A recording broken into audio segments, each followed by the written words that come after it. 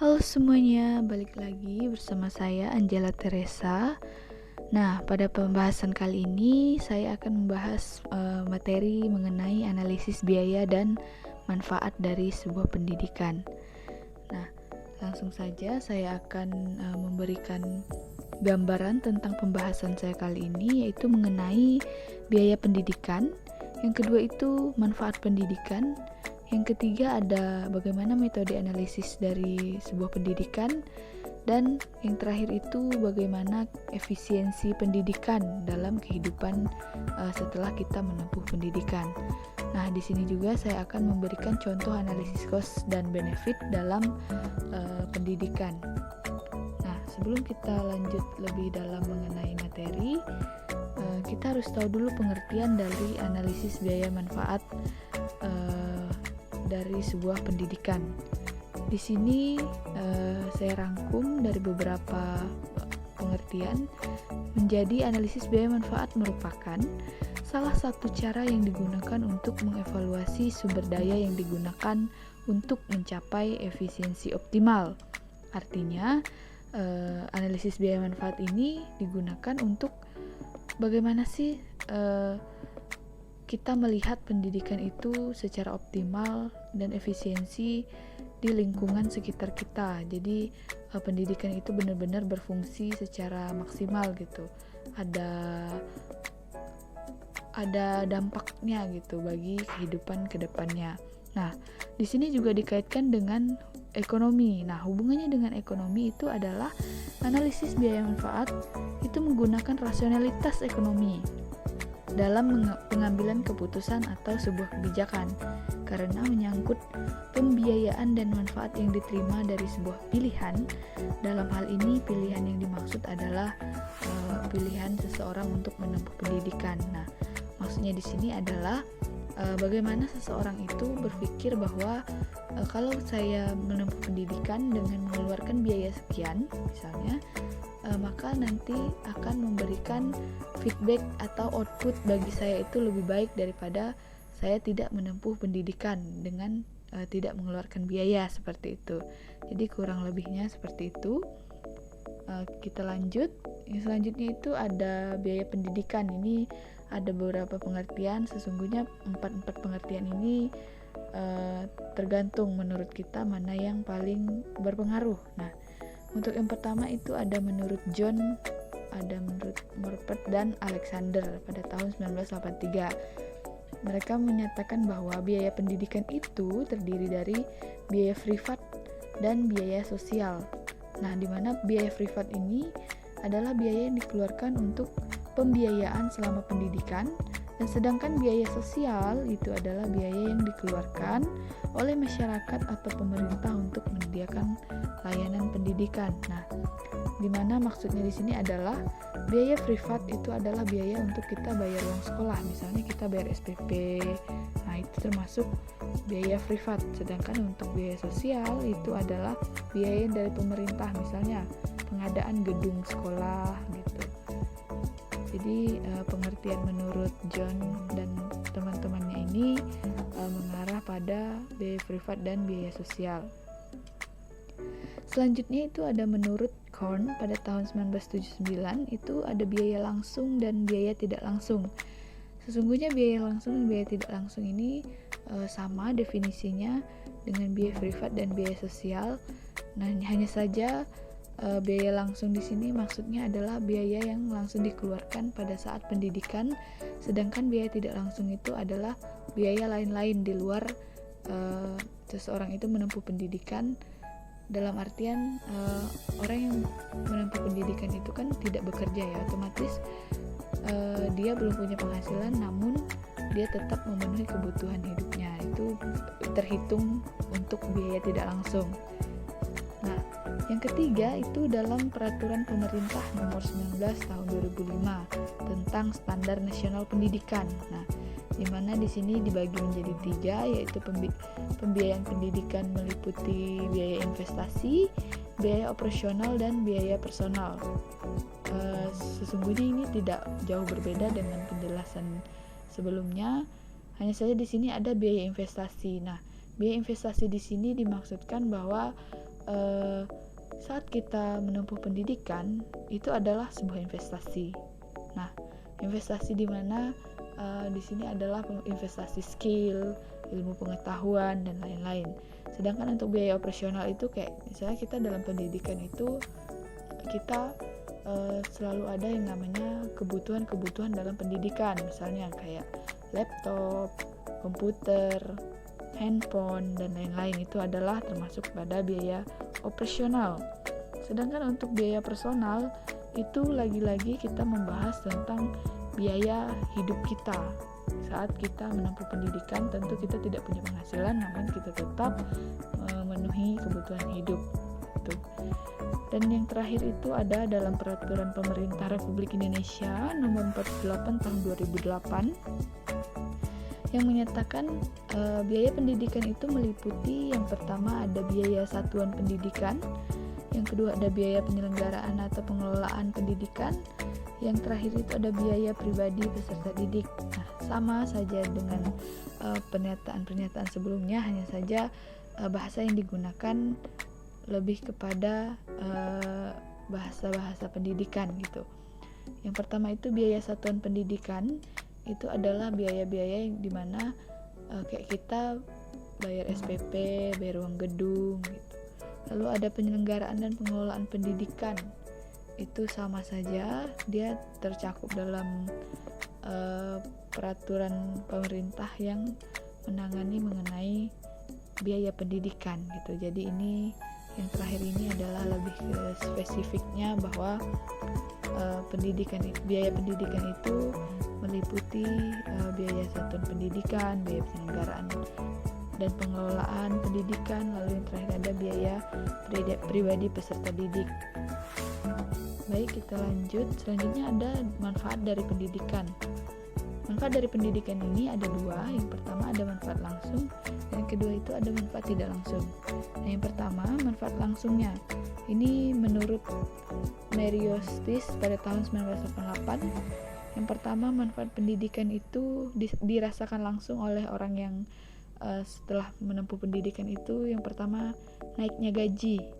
Nah, naiknya gaji ini bisa disebabkan oleh misalnya kalau udah menempuh pendidikan, nanti kalau kerja di perusahaan itu bisa dipromosikan gitu. Jadi nanti bisa naik pangkat, otomatis akan naik gaji. Nah, pilihan sektor pekerjaan lebih luas juga kalau kita menempuh pendidikan, karena memang kalau kita menempuh pendidikan itu selain ilmu pengetahuan yang bertambah, juga skill yang kita miliki juga pasti akan berkembang atau bertambah. Yang ketiga itu memiliki tabungan relatif besar. Ini karena faktor tadi, yang pertama gaji kita besar, yang kedua pilihan sektor pekerjaan itu luas, kita bisa aja jadi pengusaha atau pendiri sebuah perusahaan seperti itu. Yang keempat ada bekerja pada sektor yang lebih baik. Nah, di sini mengapa pada sektor lebih baik itu bukan berarti kita nggak boleh jadi petani ya. Maksudnya di sini adalah bekerja pada sektor yang lebih baik itu memperbaiki sektor-sektor yang memang mungkin sebelumnya itu belum terlalu memberikan keuntungan gitu. Namun setelah kita menempuh pendidikan, kita bisa mengangkat derajat pekerjaan tersebut menjadi sektor yang lebih baik gitu dalam memenuhi standar kehidupan gitu. Yang terakhir itu memiliki mobilitas individual yang lebih tinggi. Nah, di mana di sini mudahnya naik pangkat gitu kan. Karena memang diharapkan pendidikan itu dapat meningkatkan ilmu pengetahuan dan skill yang dimiliki oleh manusia. Nah, selanjutnya itu ada manfaat tidak langsungnya. Sama menurut Merriostis juga pada tahun 1988.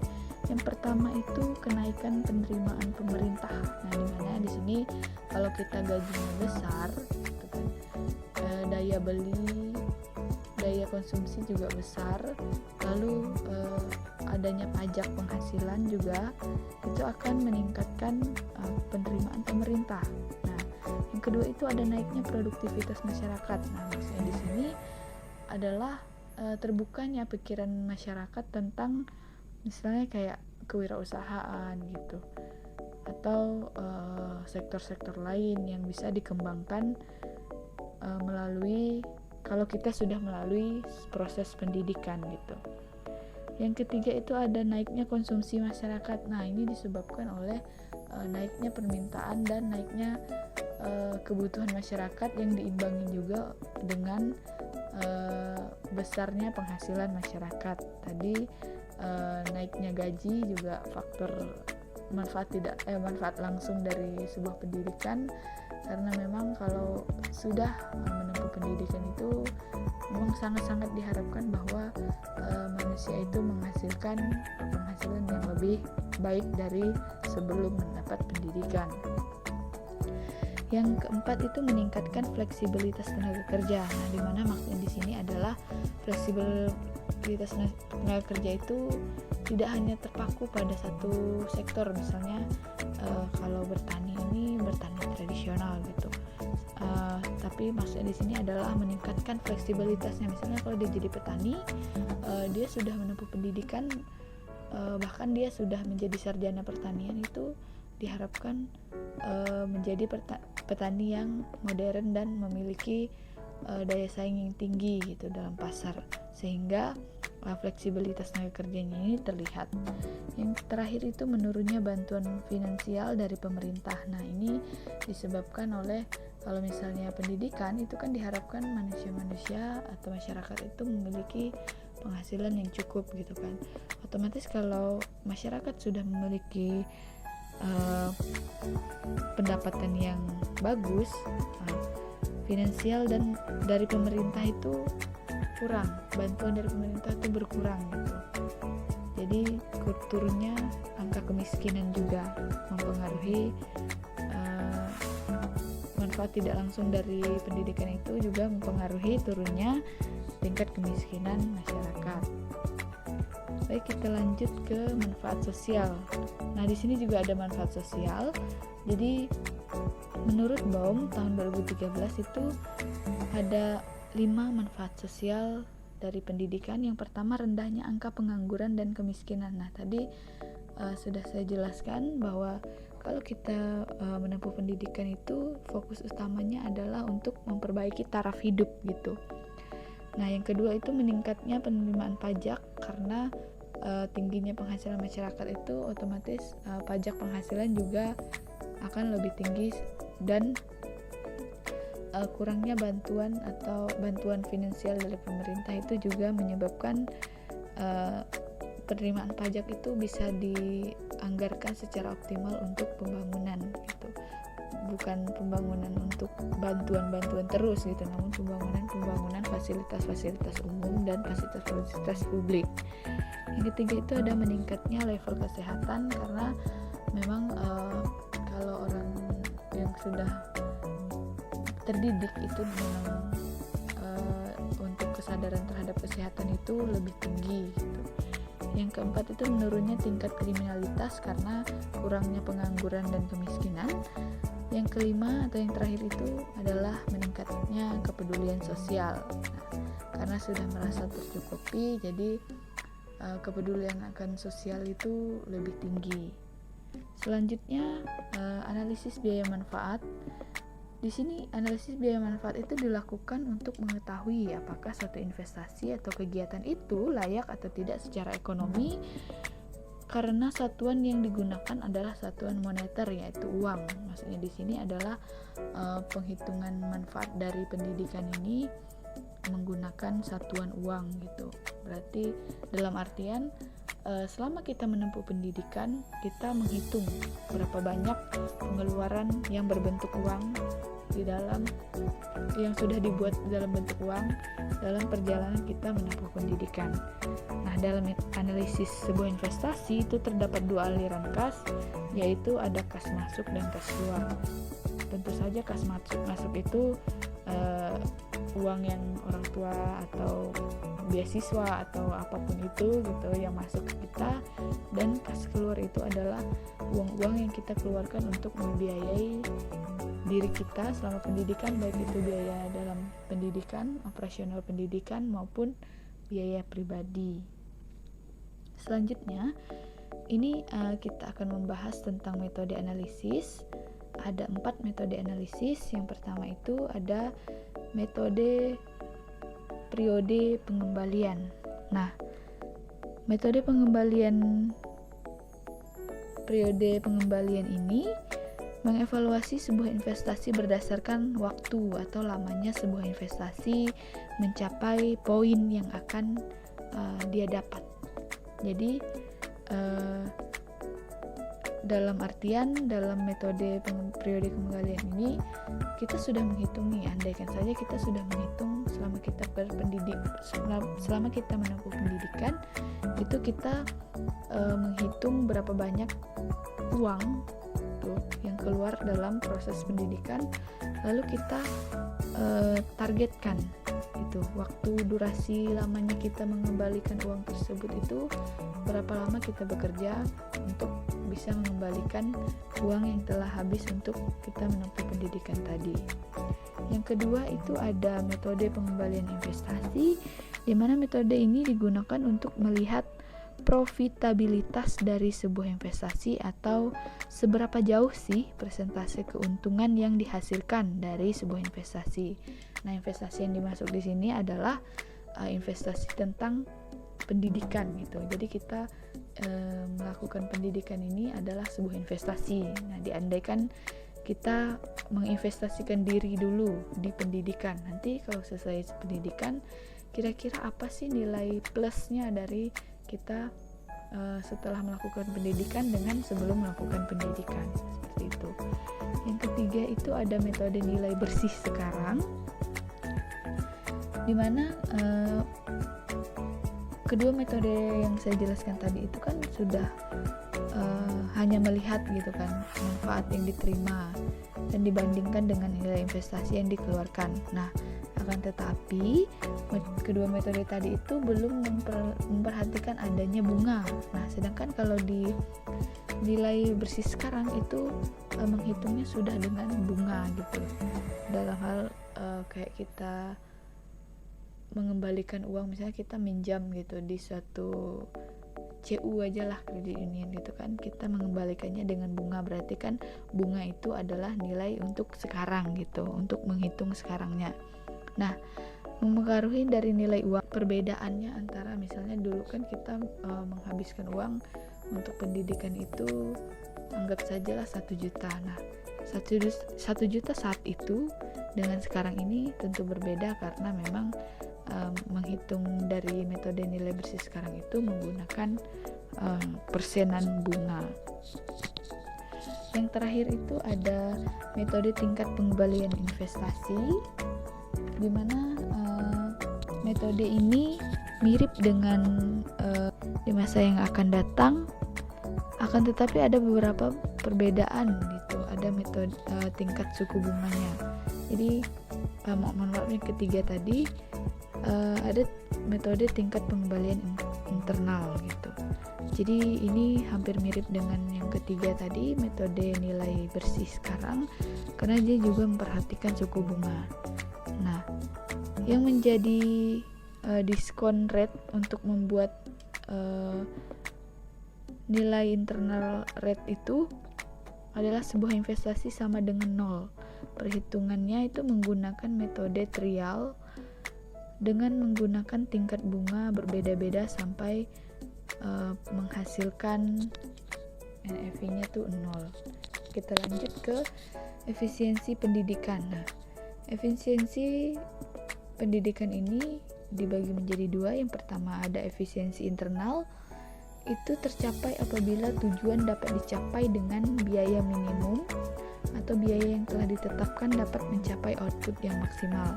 Nah, berikut ini indikator pengukuran efisiensi internal. Yang pertama itu mengikuti pendidikan sampai selesai. Yang kedua ada tingkat penguasaan pengetahuan. Yang ketiga adalah keterampilan yang dimiliki. Dan yang terakhir itu ketaatan terhadap nilai dan norma yang berlaku. Nah, efisiensi internal ini artinya itu menurut kita gitu. Apakah menurut kita itu pencapaian outputnya atau kita setelah pendidikan itu sudah maksimal. Nah, indikator untuk mengukurnya adalah apakah kita sudah mengikuti pendidikan sampai selesai. Lalu yang kedua adalah bagaimanakah tingkat penguasaan pengetahuan kita terhadap materi-materi atau praktek-praktek yang sudah dilaksanakan pada saat pendidikan. Dan yang ketiga itu bagaimana keterampilan yang kita miliki. Dan yang terakhir adalah bagaimana sih kita menanggapi dan ketaatan kita terhadap nilai dan norma yang berlaku. Nah, selanjutnya itu ada efisiensi eksternal, di mana efisiensi eksternal ini kan maksudnya apakah kita menempuh pendidikan itu sudah efisien bagi sosial gitu atau orang-orang sekitar kita. Yang pertama, ada manfaat bagi perorangan. Nah, perbandingan antara biaya manfaat yang diterima dari investasi dalam pendidikan oleh individu yang bersangkutan. Jadi eksternalnya di sini saya sudah melakukan melaksanakan pendidikan. Nah, perbandingan saya dari manfaat dan biaya yang sudah saya keluarkan dengan pendidikan itu, dengan saya sudah output saya apakah itu sudah efisien gitu. Jadi saya mengukur diri saya gitu dengan sekitar, misalnya pada saat mengajar gitu, apakah rasanya itu saya sudah efisien belum ya output saya ini ya gitu. Padahal saya sudah berpendidikan gitu, sedangkan output saya seperti ini, apakah sudah efisien atau belum gitu. Nah, selanjutnya ada manfaat sosialnya, itu membandingkan antara biaya yang dikeluarkan dengan manfaat yang diterima oleh masyarakat atau negara secara keseluruhan.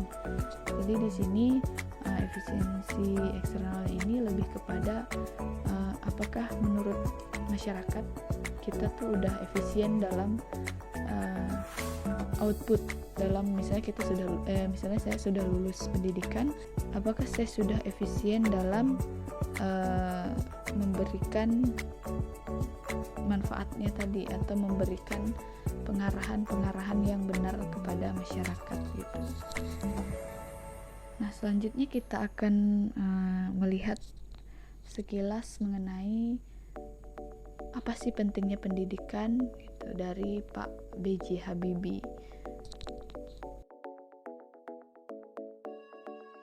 Yang satu tidak ada makanan, miskin. Kenapa kok dia nggak bisa makan? Ya, apa sebabnya? Kenapa yang sebelahnya bisa kok dia tidak? Nah, soal-soal begitu yang penuh dengan pertanyaan-pertanyaan di benak yang namanya Habibie atau Rudi waktu kecil. Itu yang tidak semua saya bisa jawab. Jawabnya itu hanya saya peroleh dari guru. TV waktu itu tidak ada, internet tidak ada, tidak Google, atau dari buku. Buku itu yang ada bahasa Indonesia nggak ada. Yang ada bahasa yang terjangkau dan mengandung banyak informasi adalah bahasa Belanda dan bahasa Inggris. Karena itu saya belajar bahasa Belanda, pasti belajar bahasa Inggris. Dan kadang-kadang tidak bisa selesai waktu itu, harus melihat di buku bahasa Jerman atau bahasa Prancis. Saya belajar bahasa Prancis, baca bahasa itu, dan itu belajarnya di sekolah. Tapi kalau sendiri yang menyebabkan saya mau belajar bahasa itu adalah satu-satunya jalan untuk mendapatkan informasi mengenai pertanyaan-pertanyaan yang ada di dalam benak saya, mengenai lingkungan saya, mulai dari teknologi. Sekarang gampang saya jawab, mulai dari jembatan, apa itu ke kapal, apa itu 17 sudah tahu ada kapal terbang, apa ada kapal terbang, apa saja. Dan juga di jalan, kok kenapa dong dia miskin gitu ya, kok kenapa nggak bisa diberikan yang sama. Sedangkan saya juga baca ya buku mengenai sosial atau roman atau apa saja yang berusaha menjawab pertanyaan-pertanyaan saya itu. Jadi saya akan menasihatkan ya diri saya melakukan apa yang telah saya lakukan dahulu. Tapi dalam keadaan sekarang, nasihat itu tentunya kepada cucu saya. Itu dia supaya ya memanfaatkan prasarana network yang diberikan oleh umat manusia. Dulu saya harus beli bukunya, saya harus pergi ke perpustakaan untuk bisa masuk, saya harus bayar sewa bukunya, harus catat, harus berikan pada waktunya kembali. Sekarang tidak, saya bisa tanya, ada pertanyaan saya masukkan ke mana, ke tante Google.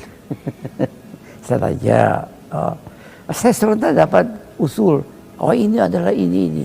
Dari situ saya masuk ke mana, enggak ke Google atau tetap di Google, atau saya masuk dalam internet mencari web yang berkenaan dengan nama tersebut. Jadi sebenarnya tanpa saya kehilangan waktu untuk pergi ke tempat lain, itu butuh waktu. Bisa waktu saya 17 saya di Bandung, saya butuhkan waktu. Saya nggak punya mobil, nggak punya sepeda motor, harus naik sepeda. Itu pun kalau naik sepeda mau ke perpustakaan, ya baru sampai situ telat, tutup. Jadi susah. Mau beli bukunya, lihat di toko buku, mahal banget, nggak bisa. Jadi kendala-kendala banyak sekali. Sehingga satu-satunya ya bagaimana ya di sekolah tanya sama guru dan seterusnya. Tapi sekarang si Habibie yang si Rudi umur 17 itu, dia pegang iPad atau laptop 24 jam. Dia tidak, itu waktu yang dibutuhkan untuk masuk ke library itu hampir tidak ada. Itu dia kom saja. Dan hebatnya lagi, library saya dulu hanya di Bandung waktu umur 17. Library saya sekarang di seluruh dunia. Saya bisa masuk ke dalam situ. Dan saya bisa tanya. Ada juga orang yang pintar-pintar membuat web, bisa saya korespondensi dengan dia. Tapi tanya, tapi satu yang jelas.